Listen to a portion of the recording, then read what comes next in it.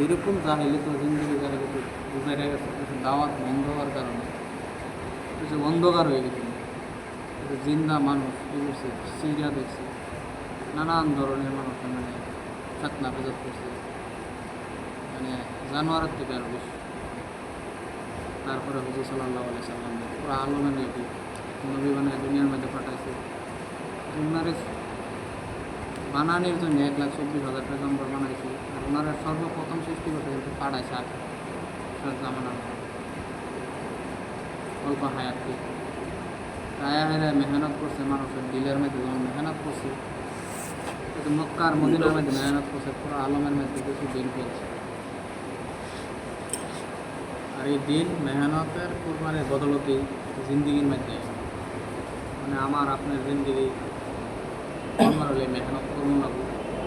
আমরা যদি মেহনত করি কেমন পর্যন্ত দিন বাকি থাকে, যদি মেহনত ছেড়ে দিয়ে দিন না হলে মিটে যাবে।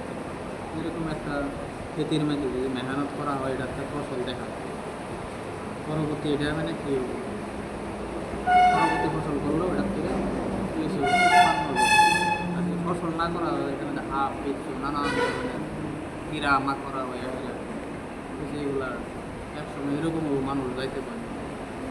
এইরকমই দিনের মেহনতটা এরকম, যখন মানুষের দিনের মেহনত না থাকবো সে মানুষ জানোয়ারের থেকে হয়ে যাবে, বাঘ এটার থেকে বহুত ইয়া হয়ে যায়, খারাপ হয়ে যায়, বিষাক্ত। তখন মানুষের বহুল যাইতে ভয় করবে, এলে ভাই মতন বুঝতে পারবে আনেওয়ালা নসলের মধ্যে দিন বাকি থাকবে লই ইনশাল্লাহ। আমরা সবাই মেহনত করাম তো ইনশাল্লাহ, গাছ তো ইনশাল্লাহ মাঝের করে বাকি ইনশাল্লাহ দোয়া করবেন যাতে মেহনত করতে যায়, কিন্তু একটা জম্মাত আমরা তো শুক্রবারে বৃহস্পতিবারে শুক্রবার একটা জম্মাত দাঁড়িয়ে একটা ফিকির আমরা করি, ইনশাল্লাহ চেষ্টা করি। বাকি আল্লাহ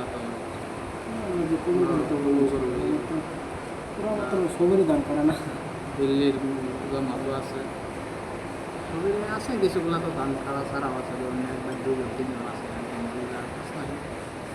আজকাল তো সহজ হয়ে গেছে মেশিনটা দান করে ইনশাল্লাহ।